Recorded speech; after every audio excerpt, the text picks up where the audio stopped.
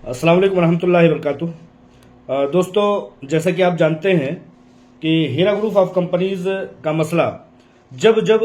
हल होने की तरफ आगे बढ़ता है तो गैर समाजी अनासिर बदमाश लोग जो है वो उठ करके खड़े हो जाते हैं और तरह तरह के एलिगेंस इल्ज़ामात और हफवात गोइयाँ करना शुरू कर देते हैं। अभी जबकि तमाम तरह से हीरा ग्रुप ऑफ कंपनीज इस मूड में आ चुकी है कि अब लोगों के पैसे देने में ज़्यादा ताख़ीर नहीं की जाएगी, बल्कि उनके पैसे दे करके तमाम मामलात का तस्फिया कर दिया जाएगा। वो कंप्लेनर हो, नॉन कंप्लेनर हो, क्लेमेंट हो या कोई भी हो, हीरा ग्रुप ऑफ कंपनी से ताल्लुक़ रखने वाले तमाम जेन्युइन इन्वेस्टरों कस्टमरों का सफाया करके उनकी अदायगियाँ करके उन लोगों का मुकम्मल सफाया कर दिया जाएगा, तस्फिया कर दिया जाएगा। ऐसे वक्त में कोई ना कोई यूट्यूबर, कोई ना कोई इसमाइलिया चरसी या कोई ना कोई समझिए कि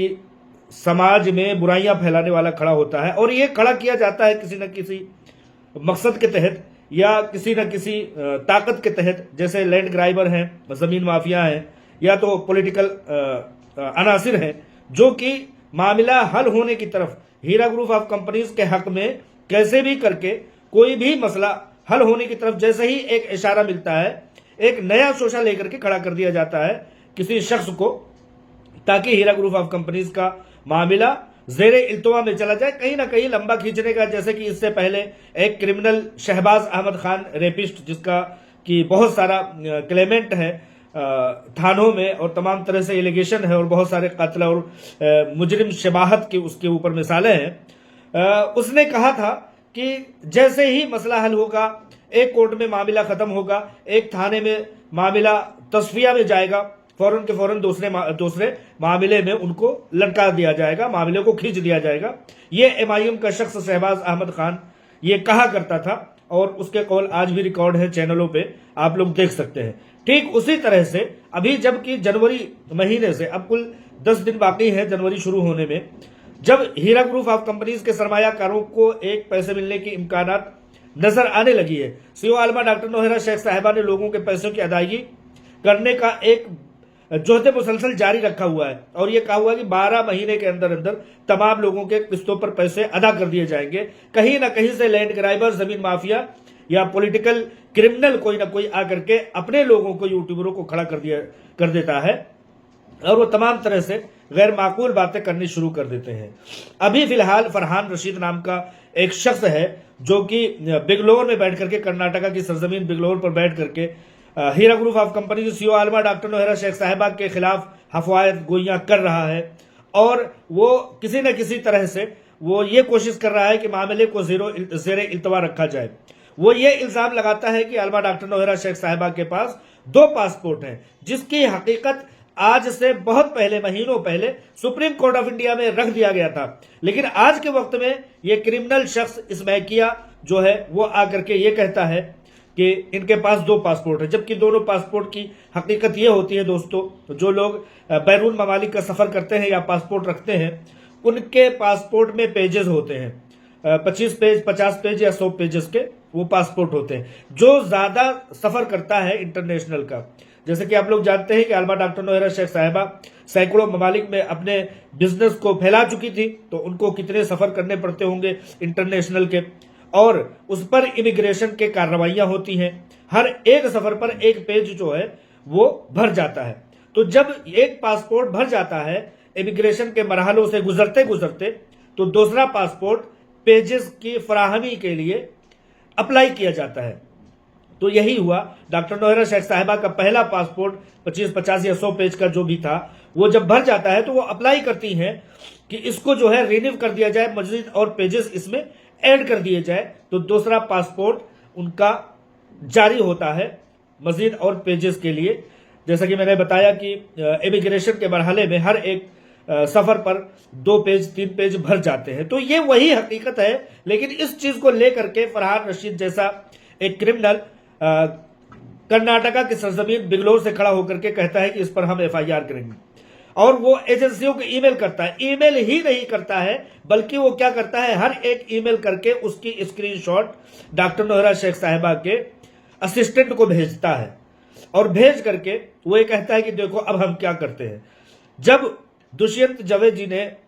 दवे जी ने सुप्रीम कोर्ट में इस बात का इशारा दिया था, तो वहां पर जवाब दाखिल कर दिया गया कि ये 2 पासपोर्ट की हकीकत ये है। तो अब ये छोटे से बच्चे आकर के खड़े होते हैं, सुप्रीम कोर्ट ऑफ इंडिया मुतमईन हो जाती है, ये छोटे छोटे क्रिमिनल एक यूट्यूब खोल करके खुद को सहाफी कहने लगते हैं और हुकूमत हिंद पर उंगली उठाते हैं। हुकूमत हिंद पर उंगली कैसे उठाते हैं भाई? एक शख्स 2 पासपोर्ट कैसे रख सकता है? यानी कि हुकूमत हिंद जो है वही अलाउ करती है ना इनके मुताबिक।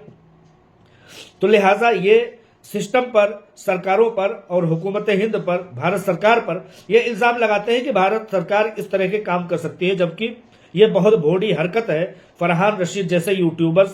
तोतले अफराद का।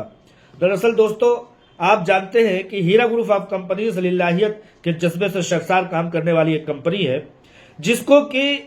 दुश्मनों का बहुत बड़ा चैलेंज रहा है। इन फरहान रशीद के वालिद गिरामी जो असदुद्दीन ओवैसी हैं, सुल्तान सलाहुद्दीन ओवैसी के सपुत्र, वो 2012 में एफआईआर करते हैं और अपने एफआईआर में हार जाते हैं। और ये तोतले फरहान रशीद नाक से बोलते हुए कहते हैं कि इनके पास 2 पासपोर्ट है और उसके लिए एजेंसियों को लेटर लिखते हैं। अभी फरहान रशीद पर ये एफआईआर हो चुकी है और साइबर क्राइम इंसिडेंट के तौर पर अब ये चीज फरहान रशीद खुद इस बात का जवाब देगा कि इस बात की या तो हकीकत बयान करे या तो सजा भुगते इस बात के लिए। लिहाजा आप लोग इस तरह की हकीकतों को समझें कि हीरा ग्रुप ऑफ कंपनीज के पीछे हमेशा कोई ना कोई क्रिमिनल लगा रहता है। इसलिए नहीं कि कोई आंच पहुंचा देगा, हीरा ग्रुप ऑफ कंपनीज को इंशाअल्लाह ताला कोई आंच नहीं पहुंचा सकता, बल्कि उनकी मंशा ये होती है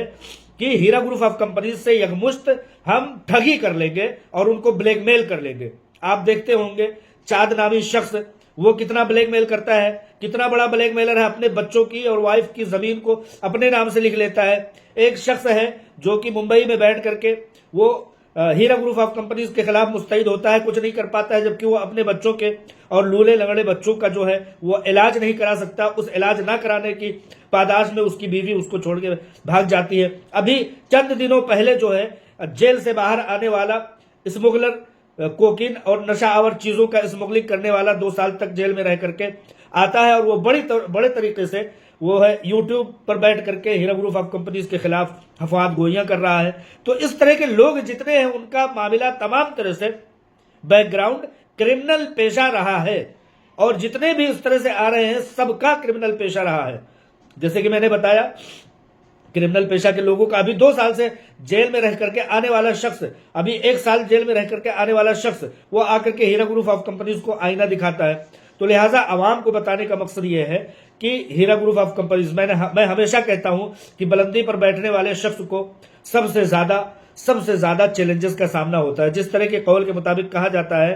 कि ऊंची पहाड़ की चोटियों पर सबसे ज्यादा कड़कने वाली बिजली का और तूफान की सड़सड़ाहट का और बर्फ की हवाओं का सबसे ज्यादा चैलेंजेस होते हैं। लिहाजा अलमा डॉक्टर नोहरा शेख साहबा की बुलंदी का इससे बड़ा सबूत और क्या होगा कि ये क्रिमिनल हर रोज किसी न किसी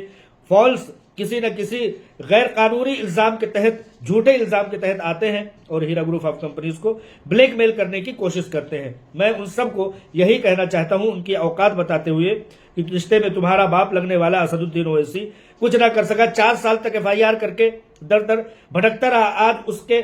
छचुंदर के गले का सांप बन गया है ये जो है केस, जो कि इल्जाम लगा करके कंपनी को बेबुनियाद और गलत ठहराने की कोशिश करता था। ये छोटे छोटे बच्चे फरहान रशीद या मुंबई में बैठे हुए, महाराष्ट्र में बैठे हुए वो यूट्यूब चलाने वाले और एसोसिएशन चलाने वाले, इन लोगों की क्या औकात है। लिहाजा कुल मिलाकर के बातों का लुब्बिलुबाब यह है कि हीरा ग्रुप ऑफ कंपनीज की सीईओ का पासपोर्ट जो 2 पासपोर्ट बताया जाता है, दुष्यंत दवे ने भी गलतफहमी में आकर के सुप्रीम कोर्ट ने कहा था, उसका जवाब दाखिल कर दिया गया कि प्रोसेस में गुजरते हुए और ट्रेवलिंग के बहुत ज्यादा सफर होने के नाते से पिछले दिनों जब वो पेजेस भर गए तो दूसरा अप्लाई किया गया तो नया पासपोर्ट नए पेजेस के साथ आया। उसी को ये लोग 2 पासपोर्ट का रट लगा करके और अपनी गंदगी को, अपनी गलाजत को मंजर आम पर लाते हैं। लिहाजा अवाम इन लोगों की जुल्म को देखे और मजलूमों की मजलूमियत को देखें कि बगैर कुछ किए हुए ये लोग चूंटे की तरह से पीछे पड़े हुए हैं, इसलिए कि इनको हक्कानियत के जज्बे से निकाल दिया जाए, पीछे छोड़ दिया जाए और इनको ब्लैकमेल करके 2, 4, 10, 20, 25, 50 लाख रुपए ऐंठ लिया जाए। पिछले दिनों जब इन सब के बाप से जब बातचीत की गई और ये कहा गया कि तुम अपना हाथ पीछे खींच लो, क्यों मुसलमानों की मईशत से खेल रहे हो, सारे लोग यहाँ पर मुसलमान हैं, तो उसने इस मामले में तस्फिया करने के लिए मेरी आंखों के सामने, मेरे सामने ही 100 करोड़ का डिमांड किया था। इतने बड़े बड़े वाहियात लोग हैं, इतने बड़े बड़े बदतमीज लोग हैं। लिहाजा फरहान रशीद का ये तरह तरह के ट्वीट करना, कंप्लेन लिखना और लिख करके हीरा ग्रुप ऑफ कंपनीज के प्लेटफॉर्म पर उसको भेजना कहीं ना कहीं ब्लैकमेलिंग का एक जीता जागता सबूत है। सब लोग इस बात को समझें और समझ करके इन लोगों के जुल्म को पहचाने। हम सब के साथ ये सब हो सकता है अगर हम आगे आएंगे, आगे बढ़ेंगे। मेरे ऊपर भी FIR होती रहती है, लिहाजा इन बातों से कोई फर्क पड़ने वाला नहीं है जब हम हक्कानियत पर हैं, हक पर हैं।